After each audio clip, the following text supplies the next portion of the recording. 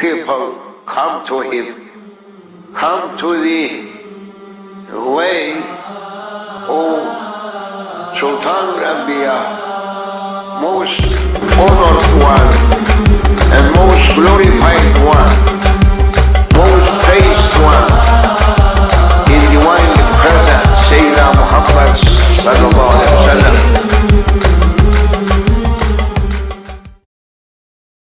نعرے تکبیر، نعرے رسالت، نعرے رسالت، مسلک اعلی حضرت علماء اہل سنت، خلیفہ شیخ عادل الحقانی، خلیفہ شیخ عادل الربانی، حضرت سید اشرف علی صاحب قبلہ نقشبندی صاحب قبلہ، نعرہ تکبیر، نعرہ رسالت،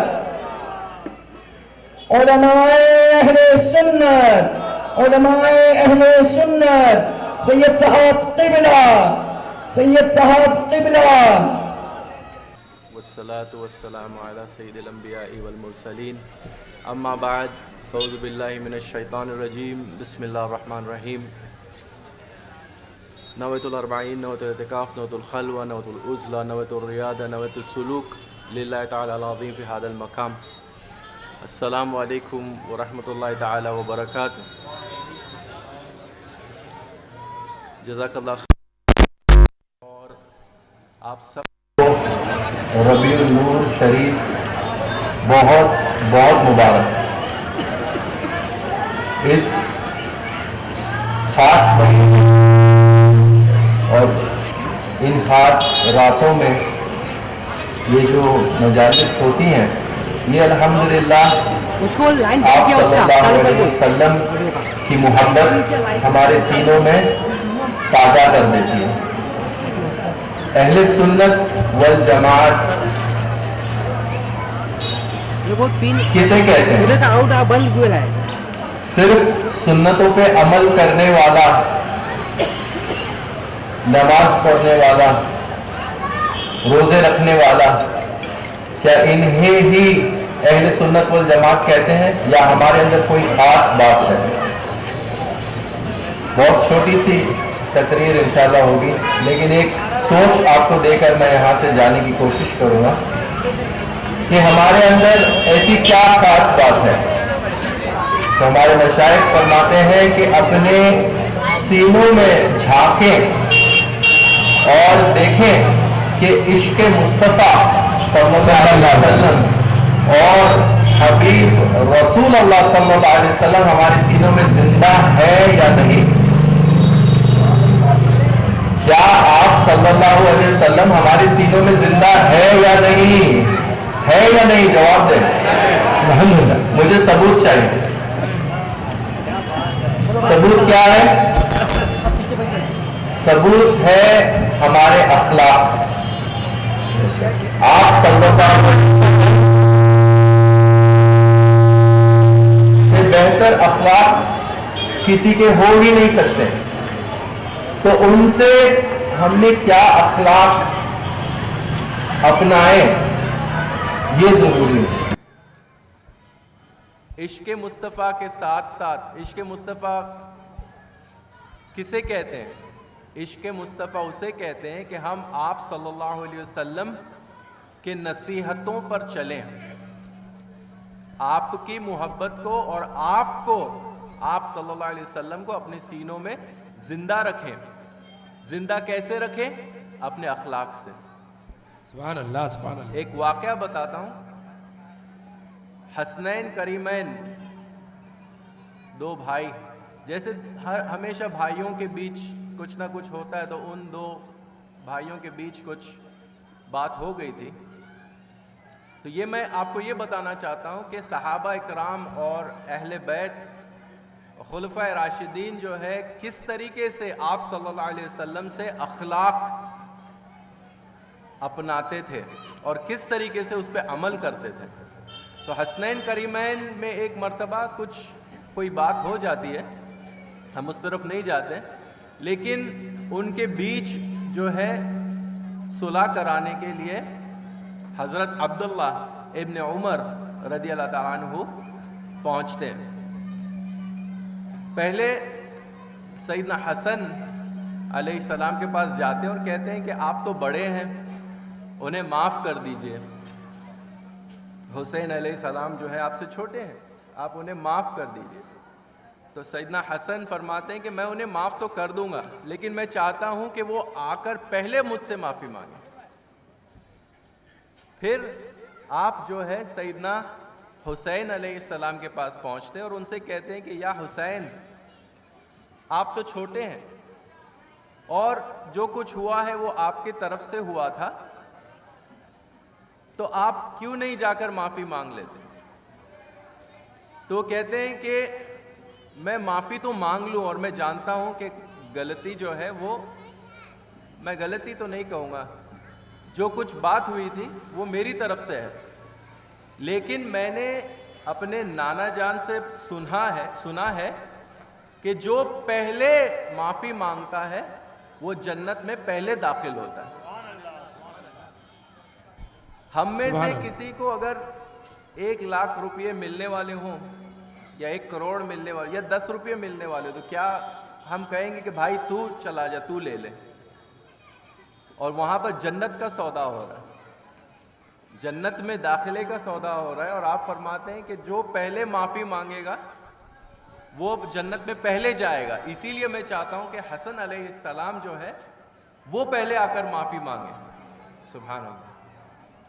ایک اور واقعہ بتا کر پھر میں اپنی تقریر ختم کروں گا کہ ایک مرتبہ سیدنا علی اور سیدنا ابوبکر الصدیق رضی اللہ تعالیٰ اجمعین, آپ دونوں ایک دوسرے سے ملتے ہیں صبح, لیکن دونوں ایک دوسرے کو سلام نہیں کرتے. دونوں ایک دوسرے کو سلام نہیں کر رہے ہیں. باقی صحابہ اکرام جو ہے وہ حیران ہے کہ کیا ہو گیا آج, کس بات کی ناراضگی ہے, کیا ہے جس کی وجہ سے نہ ابوبکر صدیق سلام کر رہے ہیں نہ سیدنا علی سلام کر رہے ہیں. تو جب ان سے پوچھا گیا, وہ ایک دوسرے کو اصل میں موقع دے رہے تھے کہ دوسرا جو ہے وہ سلام میں پہل کر دے. سبحان اللہ سبحان اللہ. تو جب پوچھا گیا, صدیق فرماتے ہیں کہ میں نے کل خواب میں دیکھا کہ ہم دو جب اگلے دن صبح ملیں اور جو پہلے سلام کرے گا وہ جنت میں پہلے داخل ہوگا, اور اس کے لیے جنت میں خاص مقام ہے. اسی لیے میں چاہتا ہوں کہ سیدنا علی جو ہے وہ مجھے سلام کرے اور اس چیز کو حاصل کر لے. پھر جب سیدنا علی سے پوچھا گیا تو انہوں نے بھی کہا کہ میں نے بھی یہی خواب دیکھا ہے, اسی لیے میں سلام میں پہل نہیں کر رہا ہوں کیونکہ میں چاہتا ہوں کہ سیدنا ابوبکر صدیق کو یہ شرف حاصل ہو. یہ ہے اخلاق, یہ ہے اخلاق, یہ ہے اہل سنت والجماعت کی تربیت. لیکن آج ہمیں دیکھنا ہے اپنے آپ میں کہ اگر ہم کہتے ہیں کہ سیدنا رسول اللہ صلی اللہ علیہ وسلم ہمارے سینوں میں زندہ ہے, تو وہ ہمارے اخلاق سے نظر آنا چاہیے.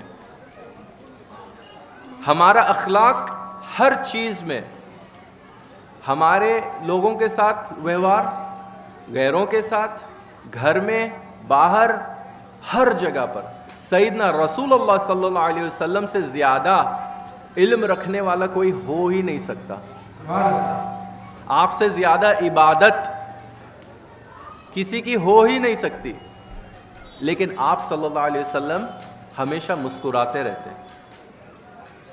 لیکن ہم اس وقت اگر دیکھیں تو ہمارے درمیان جو لوگ ہوتے ہیں وہ دینی کاموں میں شامل ہونے سے پہلے بہت خوش مزاج ہوتے ہیں, لیکن جیسے ہی تھوڑا سا علم حاصل کر لیتے ہیں, تھوڑا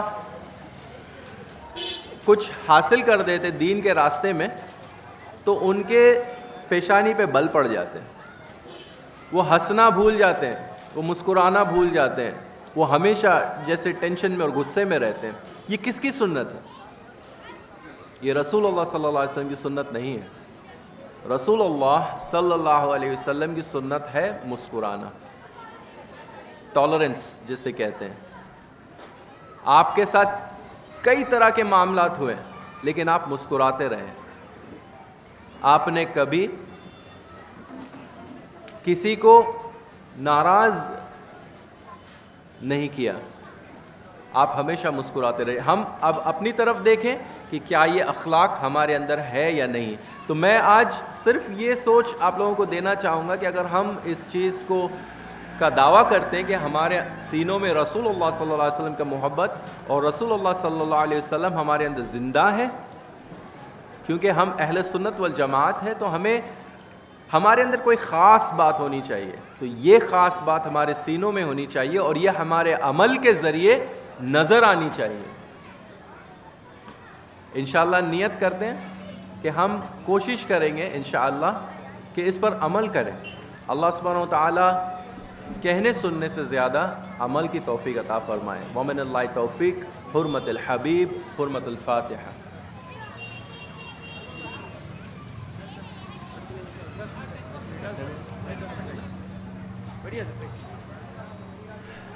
الحمدللہ 10 منٹ اور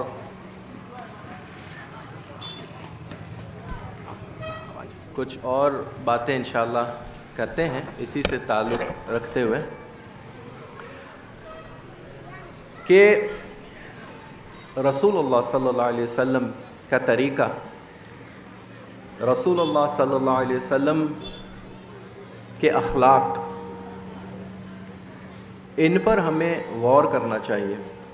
جب مکہ فتح ہوا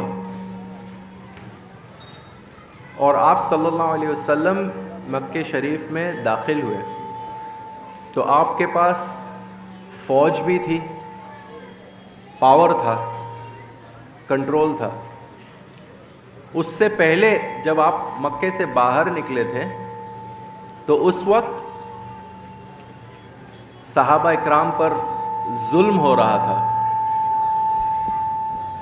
صحابہ اکرام پر ظلم ہو رہا تھا، تکلیفیں، ہر طرح کی تکلیف جو ہے آپ صلی اللہ علیہ وسلم کو دی جا رہی تھی. آپ چاہتے تو ہاتھ اٹھاتے اور دعا کرتے اور اللہ سبحانہ و تعالیٰ کی طرف سے ایسی مدد آتی کہ کفار جو ہے وہ تباہ ہو جاتے، لیکن نہیں، آپ صلی اللہ علیہ وسلم نے صبر کیا. اور جب مکے کو فتح کر کے آپ مکے میں داخل ہوئے تو اس وقت آپ کے پاس کنٹرول تھا، لیکن صحابہ اکرام فرماتے ہیں کہ آپ صلی اللہ علیہ وسلم جب مکے میں داخل ہوئے تو سر جھکا کر داخل ہوئے. ہمارے وہاں اگر کوئی جیت جاتا ہے، کوئی کسی چیز میں جیت کر آتا ہے تو وہ اپنے آپ کو بہت پاورفل، بہت بڑا سمجھنے لگتا ہے اور سر اس کا اونچا ہوتا ہے. لیکن رسول اللہ صلی اللہ علیہ وسلم مکے جیسی جگہ کو فتح کرنے کے بعد جب داخل ہو رہے ہیں تو سر جھکا کر داخل ہو رہے ہیں. صحابہ اکرام فرماتے ہیں کہ آپ اتنے جھکے ہوئے تھے کہ آپ کی داڑھی مبارک جو ہے اونٹ کی پیٹھ کو چھو رہی تھی. اور جب آپ کعبہ شریف کے پاس پہنچے اور جب آپ نے وہاں کھڑے رہ کر لوگوں سے خطاب کیا تو ان سے پوچھا کہ کیا آپ جانتے ہو کہ آپ کے ساتھ میں کیا سلوک کرنے والا ہوں؟ تو فرماتے ہیں کہ آپ بہتر جانتے ہو کہ آپ کیا کرنے والے ہو، لیکن آپ جو بھی کرو گے آپ کو اس کا حق ہے. کیونکہ ان کو احساس ہو گیا تھا کہ انہوں نے آپ صلی اللہ علیہ وسلم کے ساتھ بہت غلط کیا ہے، زیادتی کی ہے. تو اس وقت رسول اللہ صلی اللہ علیہ وسلم نے فرمایا کہ میں نے آپ سب کو معاف کیا اور سب کو آزاد کیا. سبحان اللہ. اس عمل کو دیکھ کر، آپ صلی اللہ علیہ وسلم کے اس اخلاق کو دیکھ کر وہ سارے لوگ جو وہاں پر موجود تھے وہ اسلام میں داخل ہو گئے. اب ہمیں رسول اللہ صلی اللہ علیہ وسلم کو دیکھنا ہے اور پھر اپنے آپ کی طرف غور کرنا ہے، ایک میزان قائم کرنا ہے ہر عمل کے لیے. یہ میں آپ کو ایک مشورہ دے کر یہاں سے جاؤں گا کہ ایک میزان جو ہے یہ بہت آسان سا عمل ہے, اس کی کوشش ہمیں کرنا ہے کہ ایک میزان اپنے سینے میں تیار کریں. ہر عمل کرتے وقت غور کریں کہ کیا اس عمل سے اللہ سبحانہ و تعالیٰ راضی ہوگا یا شیطان خوش ہوگا. یا اللہ راضی ہو سکتا ہے یا شیطان خوش ہو سکتا ہے.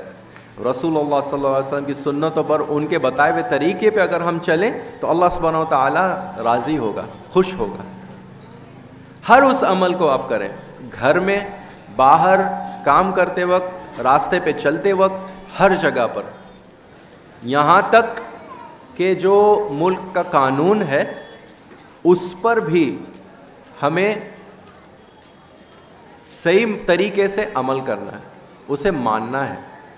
اطیع اللہ اطیع الرسول ولی الامر منکم. اللہ سبحانہ و تعالیٰ کی اطاعت کریں, رسول صلی اللہ علیہ وسلم کی اطاعت کریں, اور ان کی اطاعت کریں جو ہمارے اوپر مقرر کیے گئے ہیں. تو اگر ہم ملک کے قانون کو نہیں مانتے تو بھی ہم ہمارے دین کے خلاف جا رہے ہیں, جب تک وہ شریعت سے نہیں ٹکراتا. ہمارے ایریاؤں میں, ہمارے علاقوں میں اگر دیکھا جائے تو بغیر ہیلمٹ اور ٹرپل سیٹ اور اس طریقے کے جو حرکتیں ہیں یہ نارمل ہے, یہ عام ہے.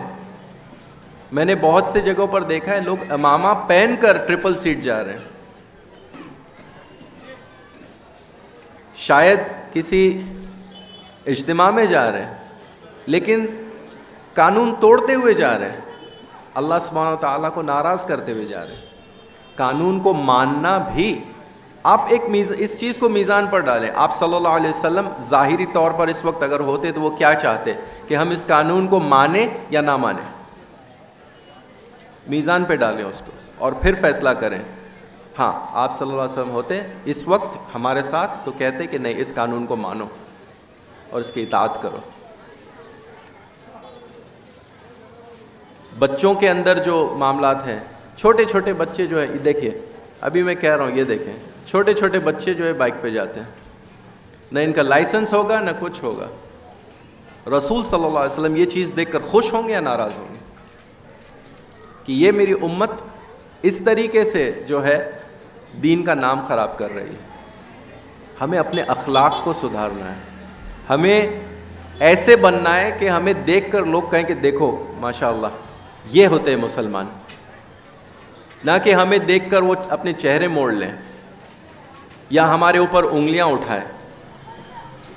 تو یہ اخلاق ہمارے اندر لانا بہت ضروری ہے. میں یہ سوچ آپ لوگوں کو دینا چاہتا ہوں. میں نے جو 4 باتیں کہیں ان پر آپ غور کریں اور ان پر عمل کرنے کی کوشش کریں. ان پر عمل اپنے گھر سے شروع ہوگا. آپ خود عمل کریں اور اپنے گھر والوں کو اس پر عمل کرنے کی تاکید کریں, وہیں سے شروع ہوگا. پھر اپنے پڑوس میں, اپنے محلے میں آہستہ آہستہ اس چیز کو بڑھائیں, معاملے سدھاریں. ہمارے علاقوں میں آپ دیکھیں, پھر اس کے بعد دوسرے علاقوں میں جا کر دیکھیں تو آپ کو ڈسپلن میں فرق نظر آئے گا. جبکہ اسلام جو ہے ڈسپلن کا سب سے اونچا مقام ہے, اور اس اونچے مقام میں اہل سنت والجماعت طریقت جو ہے وہ سب سے زیادہ ڈسپلن دینے والا, ادب دینے والا طریقہ ہے. اس میں ہونے کے باوجود اگر ہم اسلام کو ایک برا نام دیتے ہیں, اسے بدنام کرتے ہیں, تو اس کے ذمہ دار ہم خود ہیں. تو اللہ سبحانہ و تعالیٰ سے دعا ہے کہ ہم سب کو اچھا مسلمان بنائیں, اچھا عبد بنائیں. عبدیت کے لیے ہمیں بھیجا گیا ہے, ہمیں اچھا عبد بنائیں. اور آپ سب سے گزارش ہے کہ میں نے جو کچھ بھی کہا اس کے بارے میں سوچیں اور اس پہ عمل کرنے کی کوشش کریں. بہت آسان سی چیزیں بتائی ہے, مثالوں کے ساتھ بتائی ہے. سیدنا امام حسن, امام حسین علیہ السلام کے بارے میں بتایا, سیدنا علی اور سیدنا ابوبکر صدیق کے بارے میں بتایا, کس طریقے سے وہ اپنے بھائی کو اور کس طریقے سے سیدنا علی اور سیدنا ابوبکر صدیق ایک دوسرے کو آگے کر رہے تھے جنت میں داخلے کے لیے. تو ہمیں کس طریقے سے اپنے بھائی کو، اپنے پڑوسی کو، اپنے جو بھی ہمارے ہیں ان کو کس طریقے سے آگے کرنا چاہیے، کس طریقے سے ہمیں سب کا ادب کرنا چاہیے، غیروں کا بھی ادب کس طریقے سے ہمیں کرنا چاہیے. میرے شیخ مولانا شیخ ناظم حقانی، ان کے شیخ میرے دادا پیر شیخ عبداللہ فائز داغستانی، ان کے ساتھ ایک مرتبہ شام میں جا رہے تھے، شام شریف میں. تو راستے میں مولانا شیخ ناظم نے دیکھا کہ شیخ عبداللہ فائز داغستانی کے سامنے ایک پتھر راستے میں پڑا ہوا ہے. تو آپ نے چاہا کہ میں اسے ہٹا دوں تاکہ میرے مرشد کو ٹھوکر نہ لگے. تو جب وہ وقت میں آگے نہیں پہنچ پائے تو آپ نے مولانا شیخ ناظم نے اس پتھر کو اپنے پیر سے ہٹا دیا. اسی وقت شیخ عبداللہ فائز داغستانی رک گئے اور انہوں نے کہا، شیخ ناظم افندی اس طریقے سے پھر کبھی مت کرنا، کیونکہ اس پتھر کو بھی اللہ نے بنایا، اس پتھر کو بھی اللہ نے بنایا. تو یہ ہے طریقہ ہمارے مشائخوں کا، یہ ہے طریقہ رسول اللہ صلی اللہ علیہ وسلم کا، ادب کا، اخلاق کا. اللہ سبحانہ و تعالیٰ کہنے سننے سے زیادہ عمل کی توفیق عطا فرمائے اور ہم سب پہ خصوصی رحمت اور مدد عطا فرمائے اور اس ملک میں امن عطا فرمائے، ترقی عطا فرمائے. ومن اللہ توفیق، حرمت الحبیب، حرمت الفاتحہ.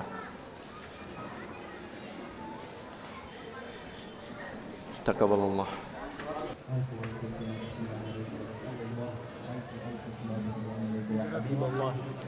الف صلاۃ والسلام علیک نبی اللہ وعلی آلک وصحابک نور اللہ کاللتی انت وسیلتی ادرکنی یا رسول اللہ مدد یا سیدی یا رسول اللہ مدد یا سیدی یا حبیب اللہ مدد یا سیدی یا نبی اللہ وعلی آلک وصحابک نور اللہ.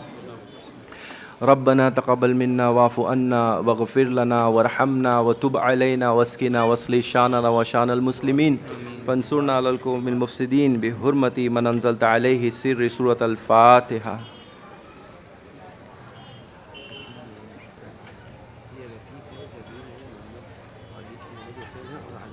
یا مولا کریم، یا غفور رحیم، یا ارحم الراحمین، یا ارحم الراحمین، یا ارحم الراحمین، یا اللہ یا اللہ یا اللہ یا رب العالمین. یا مولا کریم، تیرے حبیب کے وسیلے سے مانگتے ہیں یا ارحم الراحمین ہم سب کی جائز تمنائیں پوری فرما، اس محفل پہ خصوصی مدد فرما، خصوصی رحمت عطا فرما. یا رب العالمین، جو بیمار حضرات ہیں جنہوں نے دعاؤں کے لیے کہا ہے، یا اللہ انہیں شفاء کاملہ عطا فرما، انہیں صحت عطا فرما، تندرستی عطا فرما، لمبی عمر عطا فرما.